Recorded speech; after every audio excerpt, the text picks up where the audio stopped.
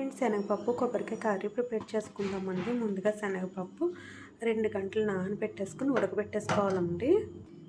తాలింపుకండి కొబ్బరికాయ ముక్కలు మిక్సీ పట్టేసుకుందామండి. చిన్న చిన్నగా కట్ చేశానండి. మిక్సీ పట్టుకు తురుము చేసుకుందాము. కొబ్బరికాయ ముక్కలు ఉప్పు పసుపు వేసుకొని మిక్సీ పట్టేసుకోవాలండి. ఈ విధంగా మిక్సీ పట్టేసుకోవాలండి. శనగపప్పు ఉడికిపోయింది. కొబ్బరి తురుము వేసేసుకుందాము. ఒకసారి అంతా మిక్స్ చేసేసుకుందామండి. అంతా మిక్స్ అయిపోయిందండి. తాలింపు పెట్టేసుకుందాము.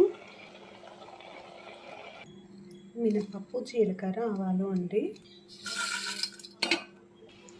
పచ్చిమిర్చి కరివేపాకు కొత్తిమీర అండి.